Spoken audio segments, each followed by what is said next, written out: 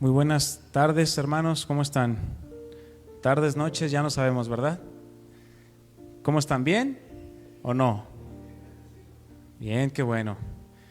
Me da gusto verle, sean todos bienvenidos, mis hermanos.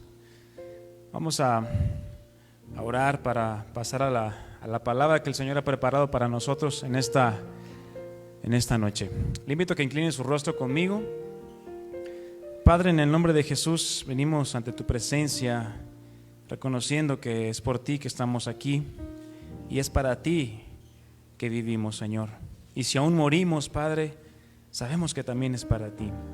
Queremos dedicar este tiempo poniendo atención con toda nuestra mente, nuestro pensamiento, nuestro corazón, nuestras fuerzas, Señor, a tu palabra, poniendo diligencia, Señor, para poder aprender lo que tú has preparado para nosotros en esta tarde.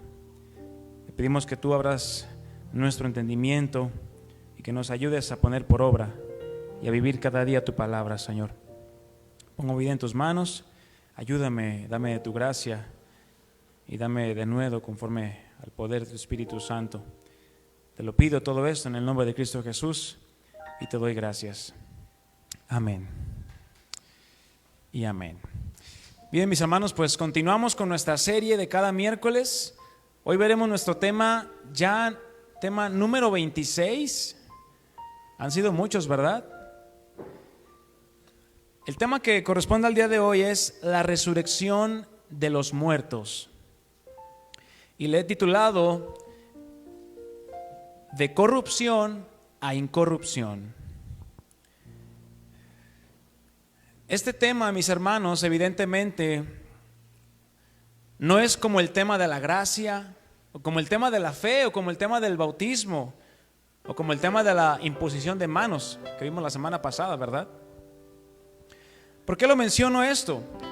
Debido a que es algo que la resurrección de los muertos, pues no la hemos experimentado aún. Precisamente porque es algo que sucederá ¿cuándo? Pues si llegamos a morir. Claramente, cuando Jesucristo también sea manifestado sobre las nubes en gloria, puesto que la gracia, la fe, el bautismo son cosas que experimentamos día con día en nuestras vidas. Amén. Acompáñame a abrir tu Biblia en Hebreos capítulo 6, versículo 1 y 2. Vamos a leer ahí nuevamente.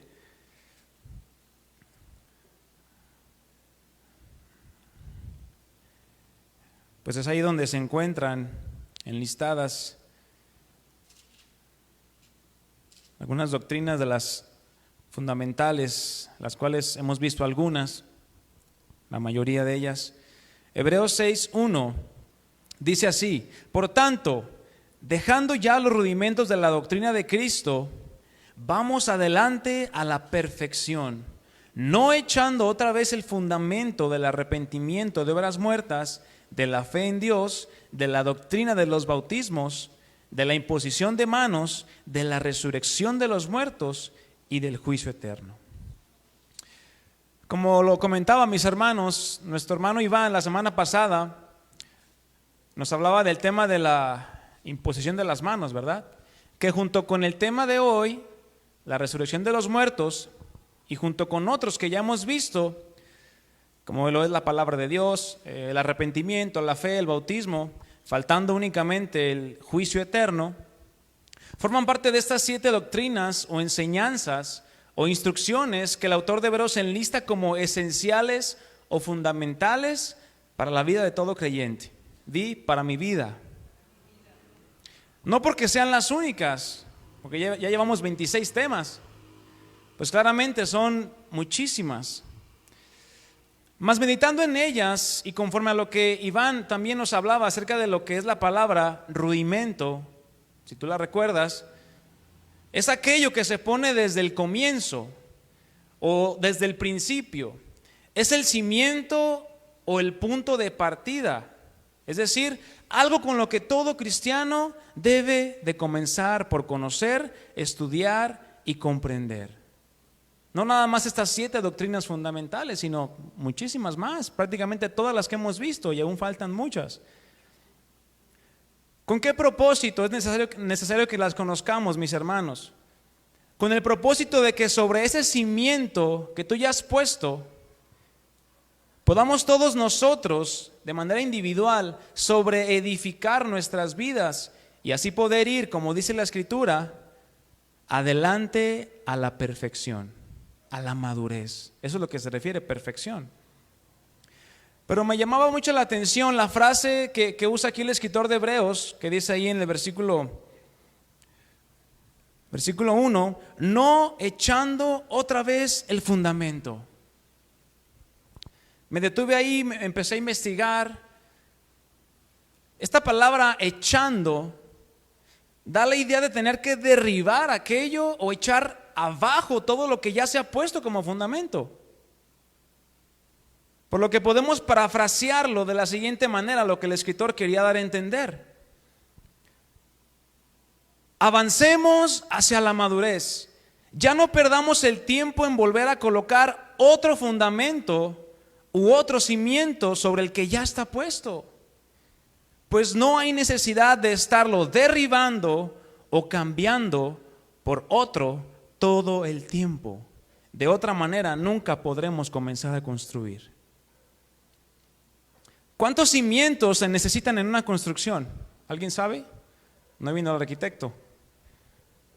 Pero claramente solo uno. ¿No será congruente colocar un segundo o tercer cimiento sobre uno que ya está puesto? Claro, tomando en cuenta que ese cimiento esté correctamente colocado. Porque si ese cimiento no está correctamente colocado, ¿qué tienen que hacer? Pues volverlo a poner o ponerlo bien. Porque si solo se construye cimiento sobre cimiento y así sucesivamente, nunca se podrá iniciar o construir o edificar. Te la vas a pasar cimentando toda tu vida.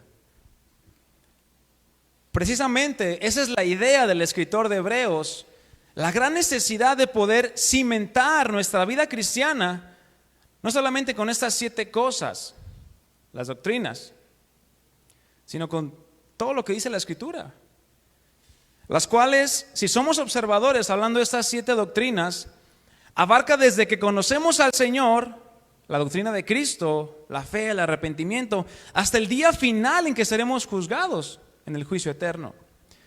A lo que sin duda todo cristiano necesita conocer. Con el propósito, ¿cuál propósito, mi hermano, de que las conozcas? De que podamos enfocarnos de una manera total mientras que llega aquel momento. Que podamos enfocarnos en edificar nuestra vida espiritual y así llegar a un mayor crecimiento espiritual. ¿Acaso creen que tiene algún propósito Dios en habernos dejado su palabra? ¿Tiene propósito? ¿O solamente nos dejó porque, pues para que se entretengan? No, ¿verdad? Uno de los propósitos en el que tú y yo podamos afirmar nuestras vidas y tener convicciones firmes o un cimiento firme es para que tú puedas ayudar y enseñar a otros quienes están iniciando o que estén tal vez un poco estancados, animándolos a que se afirmen y cimenten sus vidas en todas y cada una de estas enseñanzas básicas. ¿Para qué? Para posteriormente ir a una mayor madurez en cuanto a Cristo. Porque mis hermanos, escúchame bien esto, un cristiano maduro es un cristiano útil para el reino de Dios. Un cristiano maduro, aquel que está en crecimiento, aquel que está anhelando conocer más a Dios, es un cristiano que es útil para el reino de Dios. ¿Cuántos quieren ser útiles en el reino de Dios? Amén. Yo te lo voy a leer, 1 Corintios 15:58. Así que, hermanos míos amados, estad firmes y constantes. Y posteriormente dice, creciendo en la obra del Señor, cuando tú quieras, dice. No, dice siempre. ¿Cuándo? Siempre. ¿Y cuándo es siempre? Siempre, ¿verdad? Del original siempre. Todo el tiempo, a cada segundo. sabiendo que vuestro trabajo en el Señor no es en vano. Todo lo que tú hagas para el Señor, mi hermano, no es en vano, tiene propósito, el cual es principalmente glorificar a nuestro Dios. Bien, ¿qué es la resurrección? Cuando se habla de la resurrección de los muertos, que viene a ser un tema escatológico, es decir, todo lo relacionado con los últimos tiempos y con el regreso de Cristo, donde ciertamente nosotros como iglesia estamos viviendo los últimos días, pero aún no ha llegado el último día. Muchos como que ya quisieran, ay Señor, ya ven, pero bueno, vive cada día como si fuera el último, simple. Martín Lutero decía, vive como si Cristo hubiera muerto ayer, resucitado hoy y fuera a venir mañana. Ese pensamiento tenemos que tener, mis hermanos. Esta palabra resurrección viene del griego anastasis, la cual se refiere a un levantamiento, el cual habla de estar en una posición, habla de estar en una posición inferior a una superior, o bien un cambio para mejorar. Eso es la idea de la palabra, que en términos prácticos es un regreso a la vida posterior a la muerte. ¿Alguien aquí ha resucitado ya? ¿Como Lázaro? ¿No? Bueno, es algo que sin duda, mis hermanos, todos los que creemos en Jesucristo y aún los que no, vamos a experimentar. Ahorita lo vamos a ver. Habrá personas, te pregunto, ¿habrá personas que nieguen esta enseñanza o crean que no es verdad? Habrá personas que digan, eso de la resurrección es un cuento chino. Las hay, mis hermanos, y abundan donde sea. ¿Por qué? Porque se han levantado muchas corrientes de pensamientos, filosofías, sectas y religiones que lo niegan rotundamente. Mas no por ellos, o no porque ellos lo nieguen, significa que sea una mentira. Lo único que hacen al negar la resurrección es negar totalmente el carácter inmortal y eterno de nuestro Dios. Acompáñame a Lucas capítulo 20, versículo 37 y 38.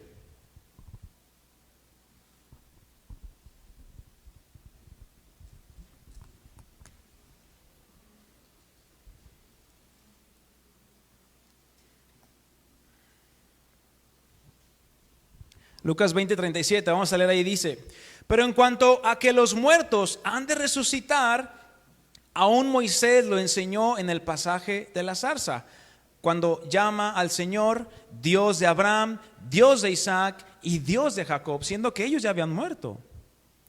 Versículo 38, porque Dios no es Dios de muertos, sino de vivos, pues para Él todos viven.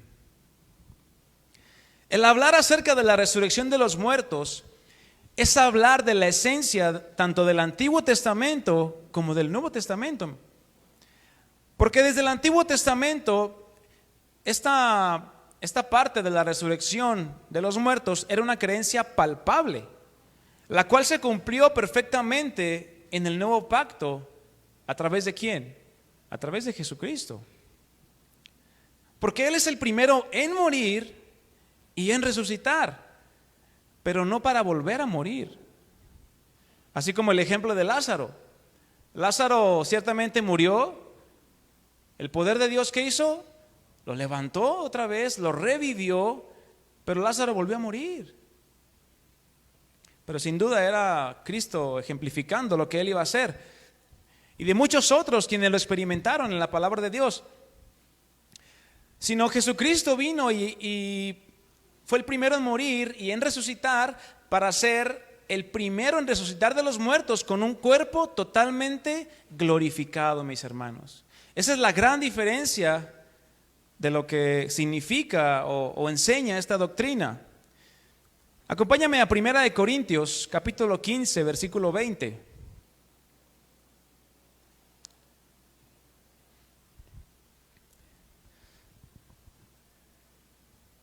Más adelante vamos a ahondar más en este en este pasaje de 1 Corintios 15, pero vamos a leer 1 Corintios 15, 20 y 21. Mas ahora, Pablo está hablando, Cristo ha resucitado de los muertos, primicias de los que durmieron es hecho.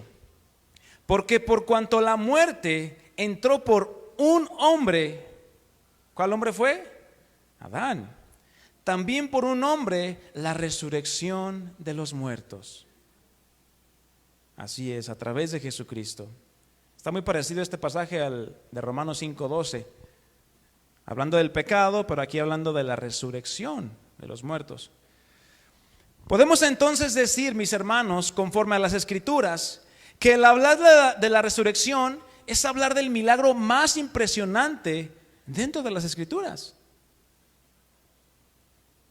el cual ha sido ampliamente comprobado y confirmado por los evangelios, por los hechos, las epístolas, de donde son sustentadas prácticamente todas y cada una de las verdades del Antiguo y del Nuevo Testamento, las cuales cada una de las profecías sabemos que fueron cumplidas en la vida, en la muerte y sobre todo en la resurrección de Jesucristo.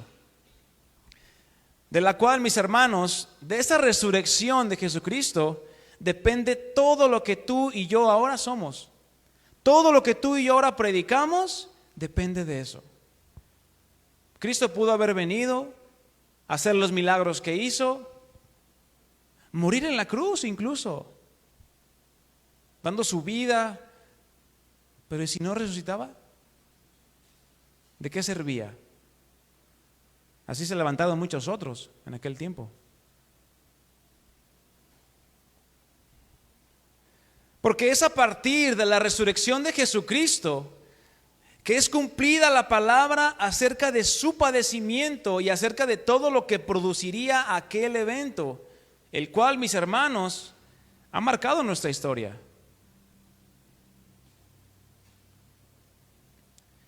Hechos 13, 29 y 30. Acompáñame ahí, al libro de los Hechos, capítulo 13, versículo 29.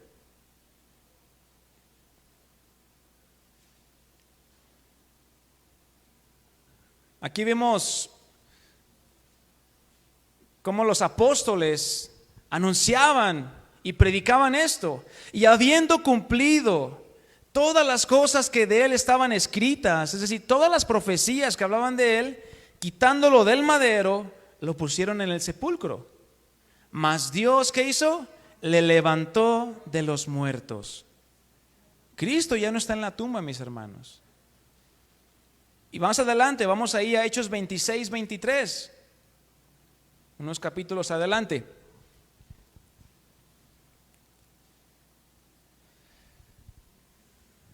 Me parece que es el apóstol Pablo hablando, defendiendo precisamente el evangelio, que dice, versículo 23 de Hechos 26, que el Cristo había de padecer y ser ¿qué? El primero de la resurrección de los muertos. ¿Con qué propósito?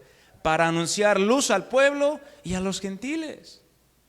Por ende, mis hermanos, si Jesucristo no hubiera resucitado, todo lo que los apóstoles hicieron, pues no hubiera valido de nada, porque no hubiera habido un respaldo. Con estas escrituras, mis hermanos, hay muchas más. Por causa de tiempo no podemos ahondar en todas ellas.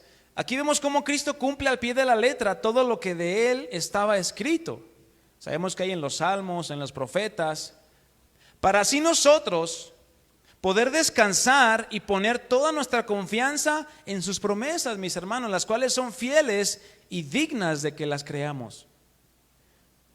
Porque si dijo, yo voy a resucitar, y lo cumplió, ¿cómo no va a cumplir todo lo demás que ha dicho? Como ya lo comentaba, mis hermanos, desde el Antiguo Testamento tenemos evidencias de este entendimiento acerca de aquella resurrección futura, la cual muchos de los antiguos, es decir, de los padres, Abraham, Isaac, Jacob, el rey David, los profetas, tenían un entendimiento acerca de que esta resurrección no sería efectiva hasta que Cristo viniera hasta que el Mesías fuera revelado y fuera manifestado. ¿Por qué? Porque Él iba a ser el primero en experimentarlo. Vemos cómo en su primer discurso, ahí en Hechos 2, ve abriendo conmigo Hechos 2:24, Pedro cita al rey David, el Salmo 16, quien mucho tiempo atrás profetizó acerca de este acontecimiento tan impresionante, el cual ciertamente a nuestra mente natural es totalmente ilógico pensar acerca de alguien que resucitara para nuestra salvación. Pero precisamente en eso radica este milagro, mis hermanos. De lo contrario, si tú y yo alcanzáramos a comprender todo lo que sucedió ahí en esa tumba, esos 3 días, dejaría de ser un verdadero milagro. No nos sorprenderíamos. Hechos 2:24 dice ahí: al cual Dios levantó, hablando de Cristo, sueltos los dolores de la muerte, por cuanto era imposible que fuese retenido por ella. Verso 25, porque David dice de él, aquí cita el Salmo 16, veía al Señor siempre delante de mí, porque está a mi diestra, no seré conmovido. Por lo cual mi corazón se alegró y se gozó mi lengua, y aún mi carne descansará en esperanza. Versículo 27, porque no dejarás mi alma en el Hades, ni permitirás que tu santo vea corrupción. Me hiciste conocer los caminos de la vida, me llenarás de gozo con tu presencia. Sin duda esta profecía acerca de Jesucristo ya fue cumplida, mis hermanos. Ahora veamos qué otros pasajes nos hablan acerca de esto. Job 19, acompáñame ahí rápidamente. También vemos a Job haciendo unas declaraciones impresionantes. Job probablemente sea el libro más antiguo de la Biblia. Y dice Job 19:25 al 27. Job 19:25. Yo sé, decía Job, que mi Redentor vive y al fin se levantará sobre el polvo. Y después de deshecha está mi piel. ¿De qué estaba hablando Job? Él sabía que era polvo y que a él volvería. Después de deshecha está mi piel, en mi carne he de ver ¿a quién? A Dios. Job entendía que después de la muerte él iba a ir a Dios, al cual veré por mí mismo, y mis ojos lo verán y no otro, aunque mi corazón desfallece dentro de mí. Vamos al profeta Daniel, capítulo 12, versículo 2 y 3. Dice este pasaje, uno de los más contundentes en el Antiguo Testamento acerca de esta parte de la resurrección de los muertos. Daniel 12:2 dice: se levantarán muchos de los que están muertos y enterrados, algunos para vida eterna y otros para vergüenza y deshonra, ¿qué? Eterna, mis hermanos. Simplemente pongámonos a pensar. Yo me he puesto a pensar, no sé si tú has hecho este ejercicio. A veces que en los trabajos, ¿no? O yo hasta le he preguntado a mi esposa: ay, ¿cómo te ves en 5 años? O en 10 años, ¿no? Ay, pues así. Pláticas, ¿no? Pero en los trabajos también, cuando te entrevistan, ¿no? Oye, ¿cómo te ves tú en 10 años, en 5 años? No, pues con mi negocio, bla, bla, bla, ¿no? Yo te pregunto, ¿cómo te ves en 1000 años? En 5000 años. En el cielo. Bueno, realmente podemos decir, no, en el cielo, celebrando al Señor, alabándole, pero realmente no tenemos la capacidad de pensar qué haremos en 1000 años. Pero mis hermanos, tenemos que empezar a dimensionar la eternidad desde este momento, sabiendo que si mañana me muero, ¿a dónde nos vamos a ir? A la presencia del Señor. Y ahí empieza nuestra eternidad. No estar pensando, ay, es que yo quisiera hacer esto. Bueno, entonces, ¿dónde está tu corazón? ¿Dónde está tu mirada? ¿En las cosas de arriba, en las cosas eternas? ¿O estás poniendo tu mirada en las cosas de este mundo? Y eso es algo de lo que tiene para enseñanza esta doctrina. Y termina el versículo 3, ya no lo terminé, dice: los sabios resplandecerán tan brillantes como el cielo, y quienes conducen a muchos a la justicia brillarán como estrellas para siempre. Isaías 26, 19, vamos ahí. Isaías 26, 19.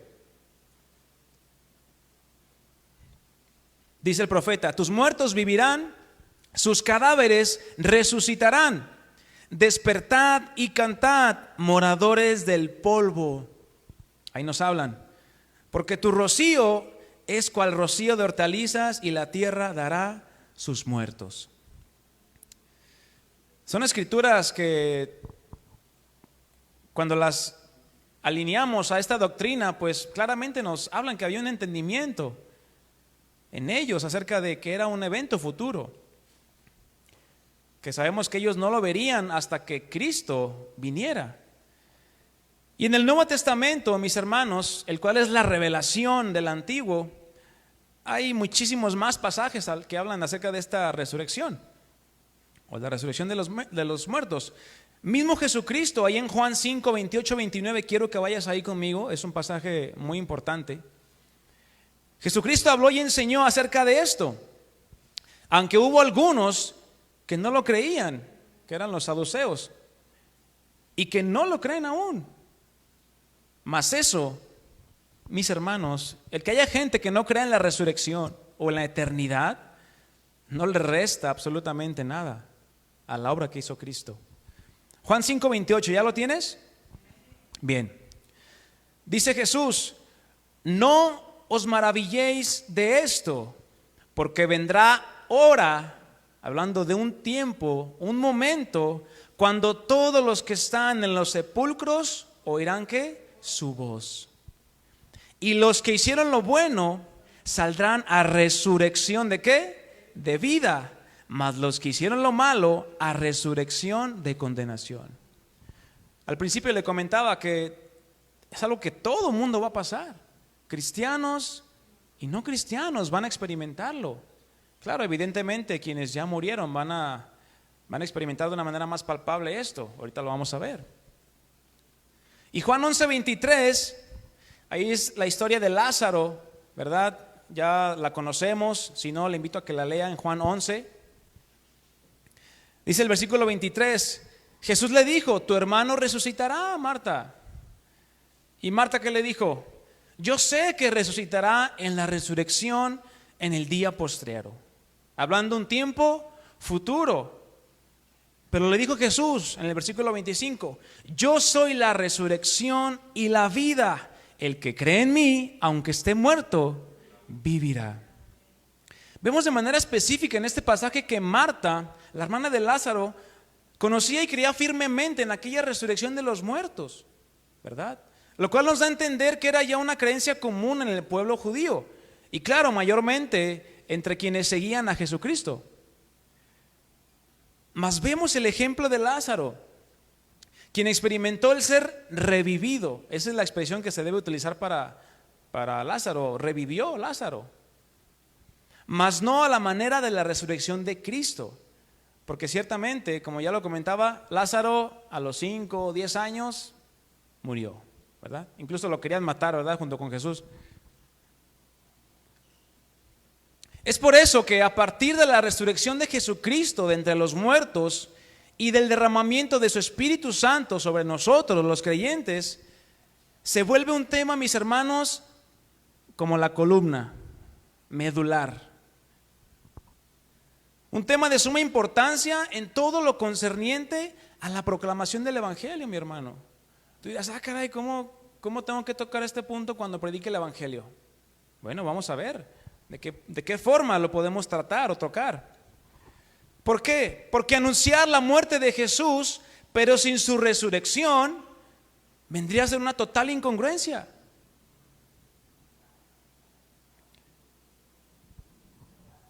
Debido a que sin tal evidencia de la resurrección de Jesucristo, todo lo que ellos estaban predicando, los apóstoles, carecería de un verdadero sustento. Pues yo me preguntaba, ¿qué propósito tendría o qué ganaban ellos, los apóstoles Incluso Esteban, el primer mártir, ¿qué ganaban ellos con anunciar puras mentiras? ¿Acaso se beneficiaba Esteban de morir apedreado anunciando mentiras? Claro que no. No ganaba absolutamente nada. Pero tal fue el impacto en sus vidas, tal fue el impacto de la resurrección de Jesucristo en sus vidas, mis hermanos, que aún estuvieron dispuestos a dar su vida con tal de no dejar de anunciar aquella poderosa verdad. ¿Cuál es esa verdad, mis hermanos? Que Cristo vive. Amén. Esa es la verdad que tú y yo debemos anunciar. ¿Cómo es que Cristo vive? Es que porque resucitó de los muertos. ¿Por qué Cristo vive? Es que murió en la cruz. Sí, murió en la cruz, por amor, por nuestros pecados. Pero no se quedó ahí. Resucitó para nuestra redención. Como siempre, mis hermanos, tenemos el lado contrario o aquello que va en contra de la enseñanza de las Escrituras. Y acerca de este tema hay mucho en contra. Donde sabemos que el más interesado en desviar la atención con mentiras y engaños, ¿quién es? Satanás, el enemigo de nuestras almas, quien al darse cuenta que lo único que ocasionaba matar a los cristianos era que se multiplicaran de una manera impresionante y que la fe de ellos se hiciera más fuerte, ¿qué fue lo que lo obligó a hacer? Cambió la estrategia, mis hermanos. Estrategia que evidentemente le ha funcionado a lo largo de muchísimos años, misma que le funcionó en el huerto del Edén. ¿Cuál fue esa técnica? Hacer y llevar a creer a las personas una cantidad inmensa de mentiras como verdades absolutas. Eso es lo que hace el enemigo, mis hermanos. Nos hace creer o nos quiere hacer creer sus mentiras como verdades absolutas. Porque de ahí surgen todas y cada una de las religiones, de las sectas, filosofías y todas las corrientes de pensamiento que se han levantado a lo largo del mundo, las cuales únicamente van cambiando de nombre. No sé si se han dado cuenta de esto. Pero vienen a ser las mismas mentiras de siempre, mis hermanos. Nuestra responsabilidad como cristianos, que estamos en ese proceso de madurez y de crecimiento y de conocer al Señor, es de estar muy atentos, tenemos que estar muy alertas. Porque tenemos que saber y comprender todo aquello que no sea una verdad enseñada por las Escrituras. Puesto que quien no tenga un fundamento o cimiento firme, como ya lo comentábamos al inicio, evidentemente va a poder ser engañado con esas mentiras, provocando así que una posible desviación de la verdad. ¿Cuál es la antesala a la resurrección, mis hermanos? ¿Cuál creen que es? La muerte, evidentemente. Y no podemos hablar de la resurrección sin hablar de esto. ¿Qué es la muerte? Que como lo hemos visto, es algo que tú y yo tenemos seguro, ¿sí? Mas no sabemos en qué momento llegará. Eclesiastés 3, ¿verdad? Tiempo de nacer y tiempo de morir. ¿Cuánto tiempo? No sabemos. La muerte, mis hermanos, es la separación de nuestra alma y nuestro espíritu del cuerpo humano o del cuerpo físico. Y es la entrada a la eternidad. La palabra griega que más se utiliza en las Escrituras para hablar de la muerte es thanatos, que habla acerca de la muerte natural, o bien habla de la terminación de la existencia en un sentido físico, material. Porque sabemos que la vida espiritual no termina ahí. Y la muerte implica 3 cambios importantes. Número 1 es la suspensión de la unión personal entre el cuerpo físico con el alma y el espíritu, es decir, una separación. Es el retorno de los elementos químicos de nuestro cuerpo, es la número 2, al polvo de donde fuimos tomados. Aunque no queramos, mis hermanos, si morimos y pasan 50 años, los gusanos nos van a comer. Eso tenlo por seguro. Así que no te preocupes. Hagas lo que hagas, nos van a comer. Punto número 3. Es la entrada del alma y del espíritu a una nueva existencia en espera de la resurrección de nuestro cuerpo y del juicio final. Vemos ahí en Génesis 3:19, no lo busques, yo te lo leo. Con el sudor de tu rostro comerás el pan hasta que vuelvas a la tierra, porque de ella fuiste tomado, pues polvo eres y al polvo, ¿qué? Volverás. Y Eclesiastés 12:7, y el polvo vuelve a la tierra como era, la carne, el esqueleto que traes, y el espíritu vuelva a Dios que lo dio. Y este último pasaje, mis hermanos, a continuación, que vamos a ver, abre tu Biblia en Hebreos 9:27. Hebreos 9:27 nos da la pauta para poder derribar aquella falsa enseñanza de la Iglesia Católica Romana acerca del famoso purgatorio. ¿Cuántos han escuchado hablar del purgatorio? Yo creo que todos, ¿verdad? Muchos pensaban que se comía, pero no se come. Este pensamiento, esta ideología o corriente, la cual nació dentro de la Iglesia Católica, fue introducida a partir del Concilio de Trento, que tuvo lugar en Italia en 1563. Menos de 500 años tiene eso. Es decir, cosa que es imposible debido a lo que la Escritura nos enseña, lo que sucede después de la muerte. ¿Acaso Dios se le olvidó? Ay, se me olvidó meter el purgatorio, perdónenme. No, Dios selló sus Escrituras. Y lo que le quieran añadir no debe ser aceptado como una verdad. Hebreos 9:27, ¿ya lo tienes? Y de la manera que está establecido para los hombres y también las mujeres. Hombre se refiere al género humano. De la manera que está establecido para los hombres, que mueran ¿cuántas veces? Una sola vez. Y después de esto, el juicio. Una sola vez. Mis hermanos, de aquí podemos derivar muchos principios, los cuales nos competen a nosotros como cristianos, pero también le competen a aquellos que están lejos. Solamente tenemos una sola vida para conocer a Dios. Solamente tenemos una sola vida para arrepentirnos de nuestros pecados, porque si morimos sin Cristo y sin Dios, ya no hay vuelta para atrás. Eso tenemos que estar bien seguros y pensar, porque nadie tiene seguro el día de mañana. ¿Acaso alguien me puede firmar que va a vivir para el 2050? ¿Aquí alguien se anima a decir? ¿No? Bueno. Nadie tiene asegurado su futuro, mis hermanos. Esta enseñanza del purgatorio la podemos leer dentro de los libros apócrifos, precisamente, los cuales no concuerdan con la enseñanza de las Escrituras. Por ende, no puede ser considerada como una verdad. Muchos otros han enseñado, erróneamente, claro, que la muerte es una total aniquilación o una destrucción total, refiriéndose a que después de que morimos, simplemente dejamos de existir. ¿Habían escuchado hablar de eso? Algo que tampoco es verdad, mis hermanos.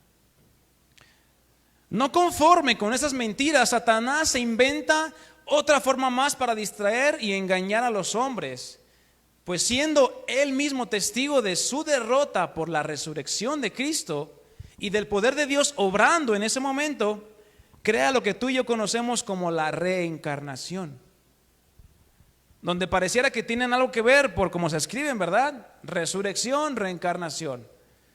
Pero no es más que otra mentira más del diablo, mis hermanos. Muchas religiones enseñan esto, que la muerte, el cual es un acontecimiento al que muchos claramente le huyen y tienen miedo, por no tener la certeza de lo que sucede después, ellos le llaman a este proceso, un proceso de volver a unirse al espíritu, a un cuerpo cuando muere.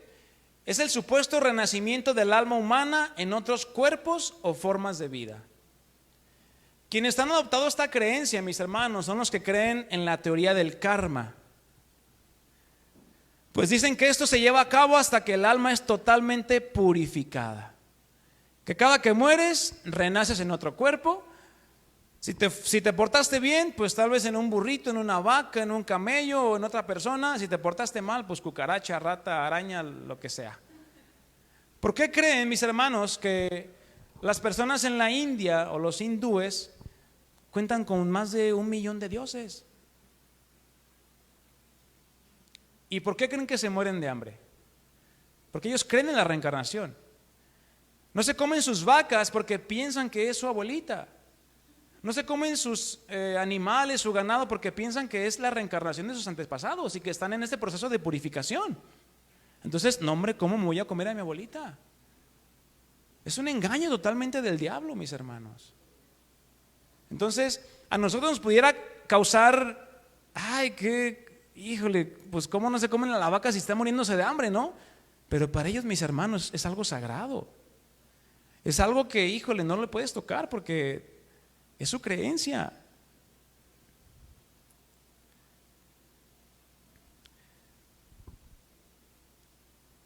De la misma manera, mis hermanos, que nuestras vidas cristianas están fundadas en Cristo y en nadie más, quien es el autor y el consumador de nuestra fe, de la misma manera todo lo que la Escritura nos enseña acerca del mensaje del Evangelio, este tiene un fundamento sólido e inamovible, que es precisamente esta doctrina, el cual Cristo es la primicia. ¿Cuál? La resurrección de Jesucristo. Es el fundamento del Evangelio, mis hermanos. Algo de lo que tenemos que incluir sí o sí cada que tenemos la oportunidad de compartirle a alguna persona acerca del Evangelio. Porque simplemente si no hay resurrección de los muertos, nuestra fe es totalmente vana, vacía y carece de sustento. Pongámonos a pensar esto, mis hermanos. ¿Es posible hoy en día visitar la tumba de alguna persona iluminada, como les llaman ahora? Por ejemplo, puedes ir a la tumba de Buda, puedes ir a la tumba de Mahoma o de Mahatma Gandhi, de grandes filósofos como Carlos Marx, como Darwin, como Freud, hasta incluso hombres influyentes en el ámbito cristiano, evangélico, como Martín Lutero o Juan Calvino. Mas si buscas la tumba de Cristo, mi hermano, me refiero a la que en verdad la fue, porque ahorita hay muchos engaños, ¿verdad? No la que muestran los famosos tours en la nación de Israel. Evidentemente no existe un lugar donde esté la tumba de Cristo, porque no hay duda de que Jesucristo resucitó de entre los muertos. Tú no puedes ir a ver ahí sus huesos, porque Jesucristo ya no está en la tumba. Hechos 1:21. Hechos 1:21 y 22. Dice aquí: es necesario, pues, Pedro hablando, que de estos hombres que han estado juntos con nosotros todo el tiempo que el Señor Jesús entraba y salía entre nosotros, comenzando desde el bautismo de Juan hasta el día en que de entre nosotros fue recibido arriba, uno sea hecho testigo con nosotros de su resurrección. Ellos entendieron la importancia de este tema, mis hermanos. En cada vez o cada momento que ellos predicaban el Evangelio, evidentemente ahí estaba la resurrección de Jesucristo. Era como lo que afirmaba y sustentaba todo lo que estaban diciendo.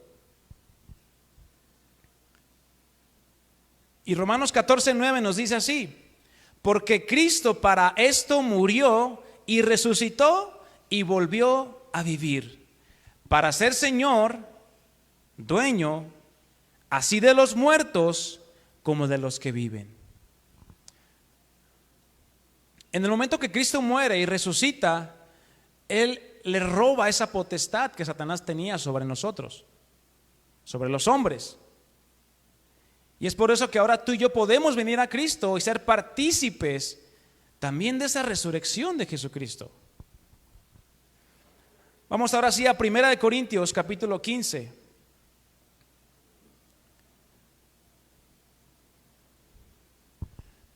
Primera de Corintios, capítulo 15, versículo 3.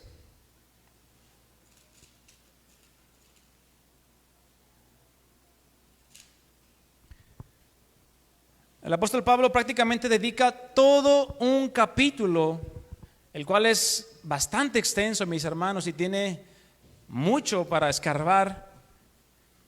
Dedica todo un capítulo para hablar acerca de esto, de la resurrección de los muertos.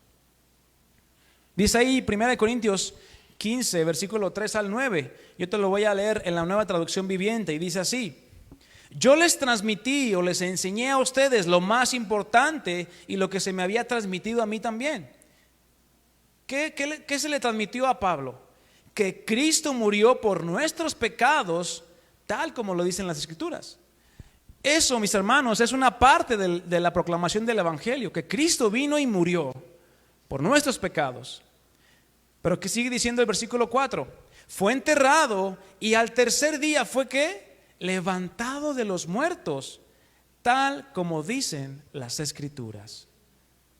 En todo momento Jesucristo cumpliendo cada una de las profecías que se habían hablado de él. Y el versículo 5 nos sigue diciendo: lo vio Pedro y luego lo vieron los 12. Más tarde lo vieron más de 500 de sus seguidores a la vez, la mayoría de los cuales todavía viven, aunque algunos ya han muerto. Luego lo vio Santiago y después lo vieron todos los apóstoles. Por último, como si hubiera nacido en un tiempo que no me correspondía, también lo vi yo. Versículo 9: pues soy el más insignificante de todos los apóstoles. De hecho, ni siquiera soy digno de ser llamado apóstol después de haber perseguido a la iglesia de Dios como lo hice. Este pasaje que acabamos de leer, mis hermanos, y prácticamente todo el capítulo, es considerado como uno de los más importantes y emblemáticos con relación al tema de la resurrección de Cristo y al tema de la resurrección de los muertos. Pues se nos muestra de qué manera el Señor se encarga de hacer notorio este acontecimiento. Si se fijan, dice ahí que se le apareció a 500 hermanos, a 500 personas que le seguían. ¿Por qué? Porque era necesario que su fe o la fe de ellos fuera una fe sustentada por algo verdadero. ¿Qué pasó cuando les dijo Jesús: no se vayan, quédense en el aposento alto y esperen ¿qué? La promesa. Esperen la promesa. No, ya unos, ¿quedaron cuántos? 120 de muchos que le seguían. Entonces, se habían desanimado algunos, otros ya no sabían si creer o no creer. Pero bueno, esperaron y recibieron la promesa. Entonces, mis hermanos, el Señor se encarga de hacer notoria su resurrección. No solamente como lo comentaban los apóstoles, sino también a muchísimos otros hermanos que habían creído en Él. Y por último nos marca que es Pablo, a quien se le aparece como un abortivo. Tal vez pensando Pablo como si Dios se le hubiera escapado de las manos a este punto y hubiera llegado tarde con él, pero no. A Dios no se le escapa absolutamente nada. Es aquí, mis hermanos, donde tenemos que empezar nosotros a comprender este punto de la resurrección de los muertos. Tenemos que pedirle a Dios para que por medio de su Espíritu Santo nos haga comprender y sean alumbrados los ojos de nuestro entendimiento para poder ver la importancia de este punto como base de nuestra fe. De otro modo, nuestro cristianismo se derrumbaría completamente, mis hermanos. Porque nos puede llegar un budista, nos puede llegar un maometano, nos puede llegar quien sea, y nos puede manifestar la fe que él tiene en aquella persona que él cree. Pero si tú no sabes sustentar la resurrección de aquel en el que tú crees, pues entonces, ¿cómo vas a fundamentar tu fe? Porque sin duda, mis hermanos, muchos de otras sectas, religiones se preparan mucho más que muchos de los cristianos para poder defender ellos su postura. Y muchas veces preferimos así como que, no, mejor no. No, mis hermanos, necesitamos nosotros también estar preparados, como lo dice la Escritura, preparados para presentar ¿qué? Una defensa con mansedumbre ante todo aquel que nos demande de la razón de la esperanza que hay en nosotros.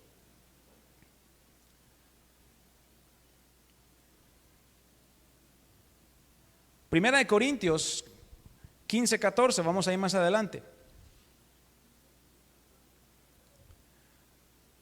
Todo esto es parte del fundamento del Evangelio, o la resurrección de los muertos como fundamento del Evangelio. Primera de Corintios 15:14 al 19 dice así: y si Cristo no ha resucitado, entonces toda nuestra predicación es inútil, es vana. Si tú dudas de que Cristo haya resucitado, bueno, entonces tu fe tiene que ser ejercitada aún más.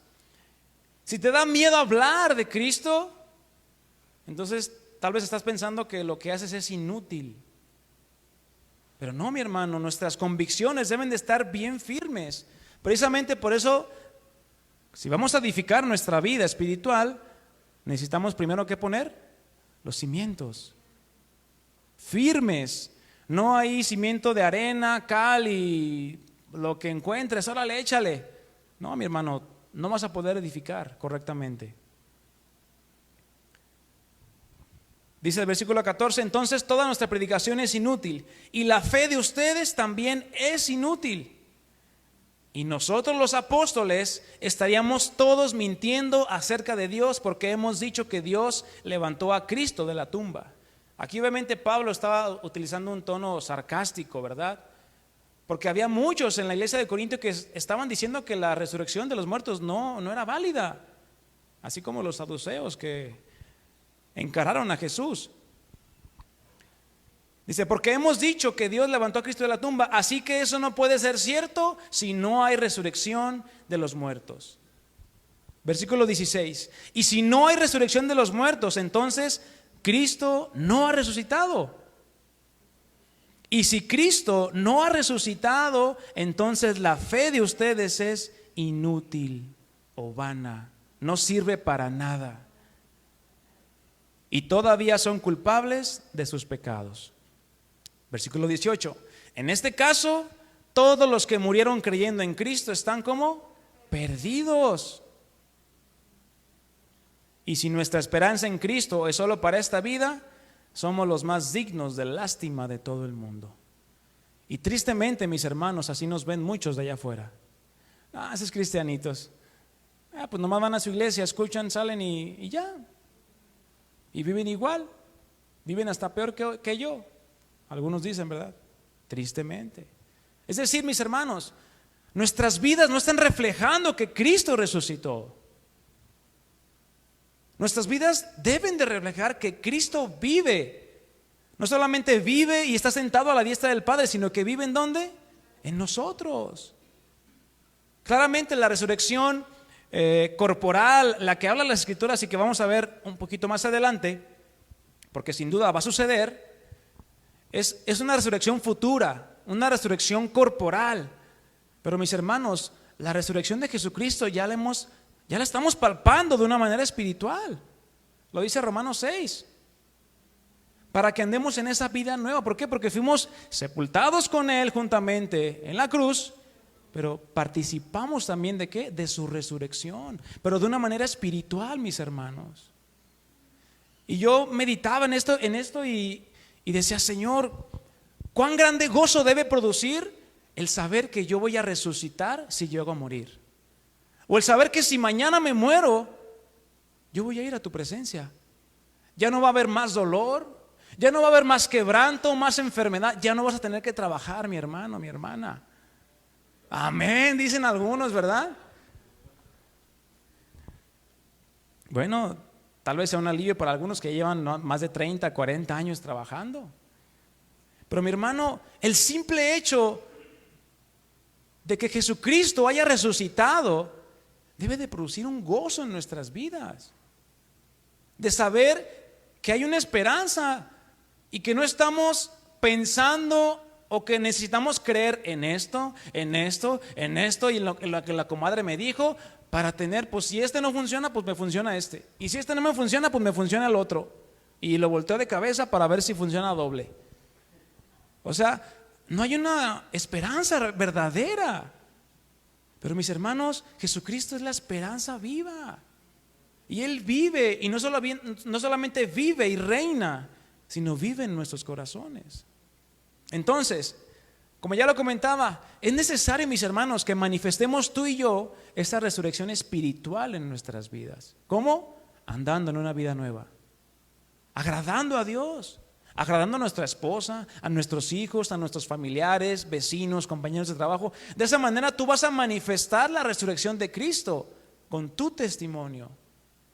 Si te mueres antes de tiempo, bueno, no antes de tiempo, porque no estamos intentando que andas de desobediente, no. Si te llegas a morir porque Dios lo permitió, bueno, hasta ahí. Pero que no llegues con el Señor, ay Señor, déjame otros 5 años más para poder manifestar tu resurrección en mi vida. ¿Qué pasaría si mañana te mueres? ¿Con qué cuentas le vamos a llegar al Señor? ¿Vamos a llegar con números rojos? Como muchos negocios ahorita, ¿verdad? Por la pandemia. ¿O vamos a llegar con la cabeza en alto y el Señor diciéndonos, buen siervo y fiel? ¿Qué es lo que queremos, mis hermanos? ¿Qué estamos haciendo para llegar a ese momento? Entonces, ¿en qué momento sucederá esto? La resurrección de los muertos como tal, el levantamiento de aquellos que ya murieron. Sin duda, para este momento hay un tiempo perfecto, el cual el Señor ha preparado para que sea manifestado a todo ojo, pues ya no vendrá como aquel cordero manso, indefenso y débil montado en un pollino, para que le canten hosana. Bendito el que viene en el nombre del Señor. No, ya no vendrá así el Señor, sino que ahora vendrá con poder y con gloria como el Rey de Reyes y el Señor de Señores, donde la Escritura nos enseña que muchos se lamentarán el haber rechazado el sacrificio de Jesucristo. Porque, mis hermanos, cuando Jesucristo venga, ya no habrá tiempo. Se acabarán ese tiempo de gracia. Y lo más tremendo, mis hermanos, es que el libro de Apocalipsis nos menciona que muchos otros, aun viendo todas esas obras poderosas del Señor, no les importará y seguirán en sus malos deseos. Qué triste. Algo que era de esperarse en aquellos que han preferido creer y confiar en las mentiras de Satanás, pues como dice la Escritura, el Señor los deja que crean a la mentira. Pues es lo que ellos mismos han decidido. Dice la Escritura que el Señor los entrega. ¿Eso quieres? Eso haz. Notemos algo interesante.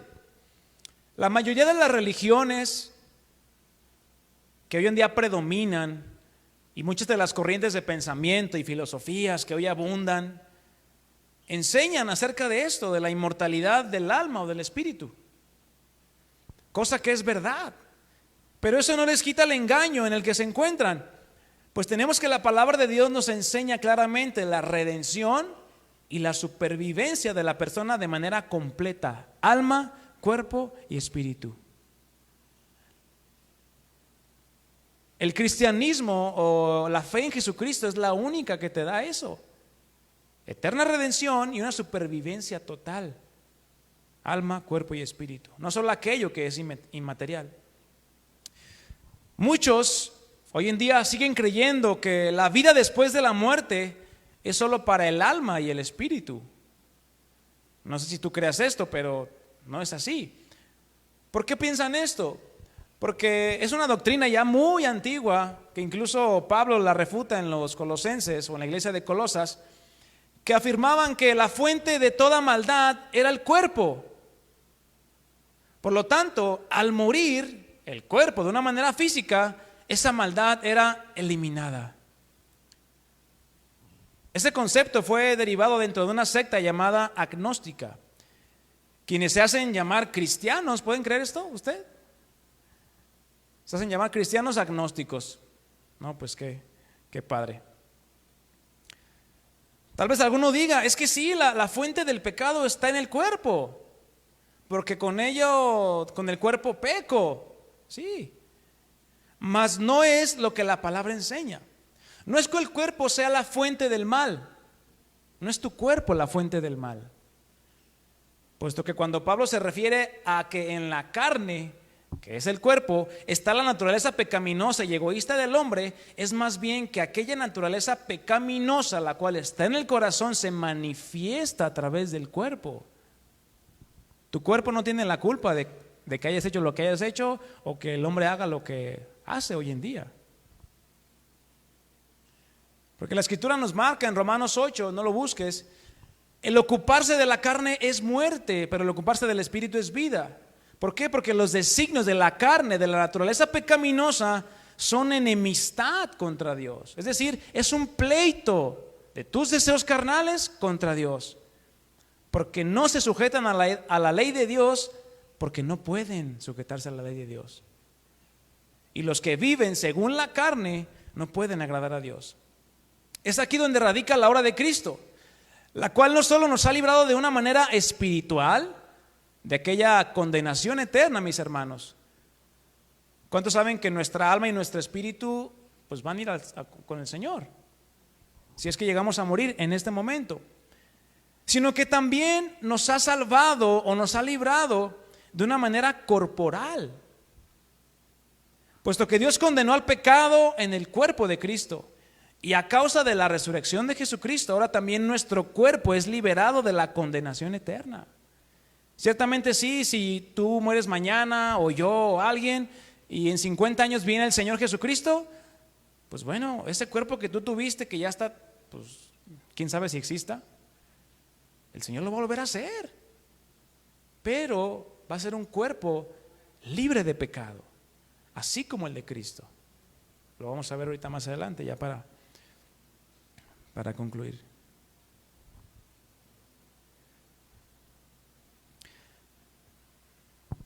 Dice Romanos 8:3, porque lo que era imposible para la ley, los mandamientos, por cuanto era débil por la carne, Dios enviando a su Hijo en semejanza de carne de pecado y a causa del pecado condenó al pecado en su carne. Es decir, Cristo en su cuerpo pagó el pecado que tú debías de pagar con tu cuerpo, con tu vida, con todo tu ser. Cristo lo llevó y Dios lo condenó en el cuerpo de Cristo. Claramente, esto no es algo que ya haya sucedido o que esté sucediendo. La Escritura nos marca en el pasaje de 1 Corintios 15 que este evento de la resurrección de los muertos es un evento que va a suceder, ya lo habíamos platicado, en el tiempo que futuro, no sabemos cuándo. De manera específica, cuando Cristo venga por su iglesia, mis hermanos. En el momento que Cristo venga por su iglesia, si tú ya estás allá en el cielo, bueno, el Señor te va a volver a reencontrar con tu cuerpo y los que estén acá van a ser arrebatados. Eso es lo que dice la Escritura, ahorita lo vamos a ver. No antes y no después. 1 Corintios 15, 20 y 24, vamos a leer ahí.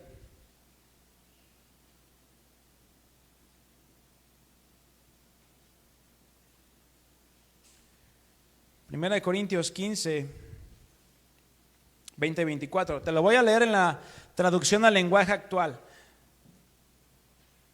Dice el versículo 20: sin embargo, Cristo resucitó. Esto nos enseña que también resucitarán los que murieron. Por el pecado de Adán, todos fuimos castigados con la muerte. Es decir, si tú no vienes a Cristo y mueres, vas a morir de una manera eterna, separada de Dios. Pero gracias a Cristo, ahora podemos volver a vivir. Versículo 23, cada uno resucitará a su debido tiempo. Dice, primero Cristo, ya lo hizo. Después, cuando Él vuelva, hasta que Él vuelva por su iglesia, resucitarán los que creyeron en Él. Esto es, los que ya han muerto. Y el versículo 24 nos dice algo muy tremendo. Luego vendrá el fin del mundo, cuando Cristo derrotará a todas las autoridades y a todos los poderes y le entregará el reinado a Dios el Padre. Hay un punto muy importante a mencionar aquí, mis hermanos, el cual, sin importar lo que se crea, es algo que aplica para todos, porque la resurrección será universal. Seas chino, alemán, americano, creas, no creas, hagas lo que hagas, te va a tocar. Aplica para todos. Sin importar quién seas o qué creas, sin lugar a dudas, todos vamos a experimentarlo. Aquí es donde radica la diferencia, la cual es muy triste y muy lamentable, mis hermanos. Nosotros tenemos el privilegio de conocer al Señor y de tener la seguridad de que si llego a morir mañana, yo voy con el Señor. Asimismo mi familia, tengo esa seguridad y le doy gracias a Dios. Pero ¿qué de los que nos rodean? Ellos viven pensando que agradan a Dios. Viven pensando que por sus obras van a poder ganar el favor de Dios, lo cual no es así. Aquí está la diferencia, mis hermanos. La diferencia está en que no todos tienen vida eterna en Cristo Jesús, mas todos tendrán existencia eterna. Porque dice también el libro de Eclesiastés, Dios ha puesto eternidad en el corazón del hombre sin que éste pueda llegar a comprenderlo. Por eso el hombre piensa que se muere y hasta ahí queda su vida, como si dejara de existir. Pero vemos que no es así. Como ya lo leíamos, todas las personas participarán de esta resurrección. Los justos a vida eterna y los impíos a condenación eterna. Pregúntale a alguien del mundo, digo, a alguien que le tengas confianza, oye, ¿cómo te ves en 1000 años? Te la dejo fácil, ¿cómo te ves en 150 años? Te van a decir, no, pues quién sabe.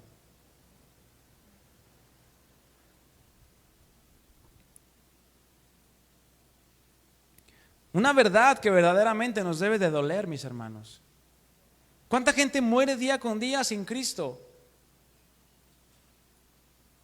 Sabemos que Dios se encarga de llevarles la palabra, llevarles el evangelio. Es decisión de la persona aceptarlo o rechazarlo. Y es triste porque sabemos tú y yo que Dios no nos creó para eso. Mas cada quien decide aceptar o rechazar el sacrificio de Jesús. Primera de Tesalonicenses, capítulo 4.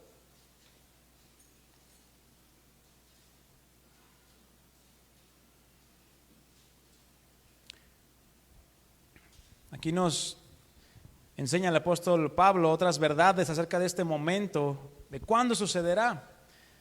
Dice el versículo 13, y ahora, amados hermanos, yo estoy leyendo la Nueva Traducción Viviente, queremos que sepan lo que sucederá con los creyentes que han muerto, para que no se entristezcan como los que no tienen esperanza. Claramente tenemos que hablar con la verdad, mi hermano. Si tú tuviste un familiar que murió en Cristo, evidentemente él va a resucitar cuando Cristo lo llame. Mas todos tenemos familiares, amigos, conocidos que han muerto sin Cristo. Ellos también van a ser llamados, pero a un juicio para condenación. Sigue leyendo el versículo 14, vamos a leer ahí. Dice, para que no se entristezcan como los que no tienen esperanza.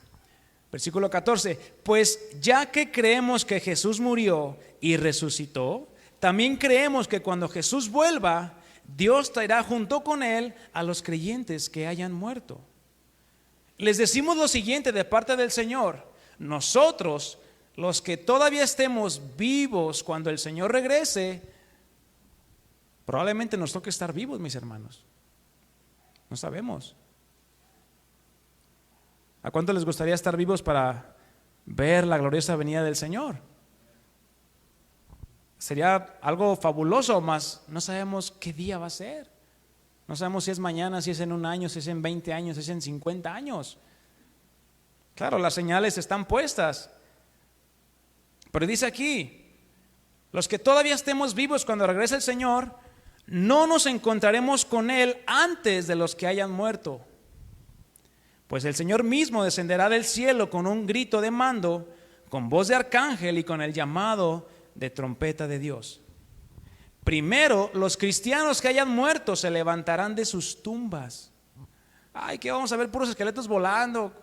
No, va a ser un acto de un abrir y cerrar de ojos, lo dice la Escritura en otro pasaje. Es un acto instantáneo en el que el Señor va a venir, dice la Escritura, ¿verdad? Como ladrón en la noche. Y que aquellos que ya murieron, aquellos que ya, si tienen un mes de muerto, o 100 años, o 1800 años de muerto, o incluso más, sus cuerpos van a ser vueltos a ser, pero glorificados, así como el cuerpo de nuestro Señor Jesucristo. Dice que seremos semejantes a Él. Dice el versículo 17. Luego, junto con ellos, nosotros, si es que seguimos aquí, los que aún sigamos vivos sobre la tierra, seremos ¿qué? Arrebatados en las nubes para encontrarnos con el Señor en el aire. Muchos se estarán imaginando como los supercampeones, ¿verdad? Que se quedan media hora ahí. Pues algo así, imagínense, pero para ir con el Señor. Entonces dice, estaremos con el Señor, ¿para cuándo? Para siempre. No va a ser un viaje de una semana, mi hermano, al cielo. No va a ser un viaje de 200 años. Ay, pues ya me regreso a mi vida normal, al COVID. No, mi hermano, visualiza. Bueno, es imposible visualizar, ¿verdad? Es como querer meterle un programa de 10 terabytes a una USB de 2 gigabytes. Es imposible, no le va a caber. Asimismo nosotros no nos alcanza el entendimiento, no tenemos la capacidad para comprender entonces estaremos con el Señor para siempre. Tenemos la esperanza en nuestro corazón, pero sin duda es algo que no entendemos ahorita, no nos alcanza a comprender. Dice, así que, versículo 18, anímense unos a otros, ¿con qué? Con estas palabras. Porque mis hermanos, no sabemos si algún día yo falte o falte alguno de ustedes, pero sabemos, mis hermanos, esta esperanza. Por eso dice, anímense unos a otros. Mi hermano, si tú llegas a faltar, nos vamos a ver en el cielo. Como una vez me dijo una hermanita, ahí le ayudé en algo, no recuerdo en qué la ayudé, ¿no? Y ahí me dijo, ay, muchas gracias, hermanito. O yo le dije, se va a ir al cielo, hermanita. Le dije, ella me dice, y allá nos vemos. Muy lista, ¿no? Le dices a alguien eso allá afuera, pues te dicen, ¿verdad? Nos vemos en el cielo, o te vas a ir al cielo con todo y guaraches, no dicen. Pues quisiera decirte lo mismo, pero bueno, pues tenemos la oportunidad de compartir la palabra de Dios.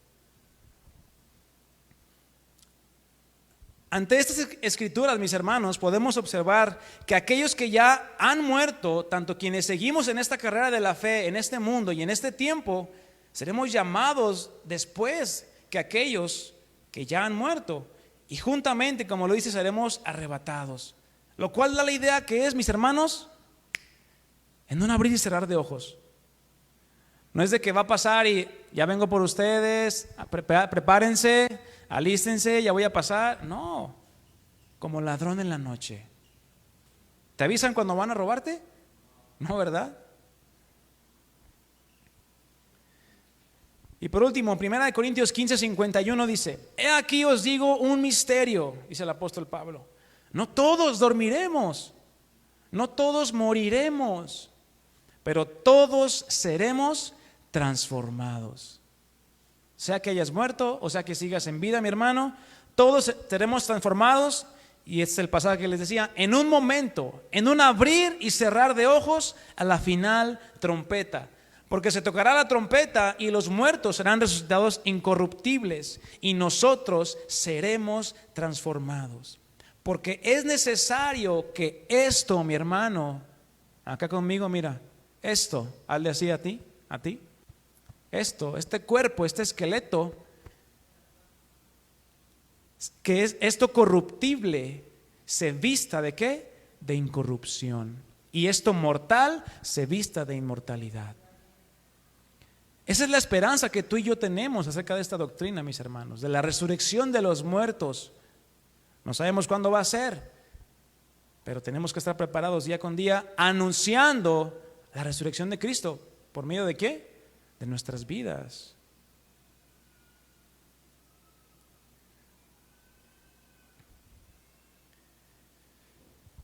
Por lo tanto, mis hermanos, este conocimiento que nosotros estamos adquiriendo aquí con todas estas enseñanzas no es para guardarlo, llegar a tu casa y ahí está bonito. No, es para que comprendamos la urgencia de anunciar correctamente el Evangelio de Jesucristo, con nuestras vidas, con nuestro testimonio y a través de la predicación del Evangelio, del evangelismo. Que anunciemos el perdón de pecados por medio de la sangre y por medio del sacrificio de Jesús, pero también por su resurrección. Amén. Entonces, a nosotros se nos ha encomendado este trabajo, mis hermanos, ir y predicar el Evangelio a toda criatura. Amén. Ponte de pie, mi hermano, vamos a darle gracias a Dios.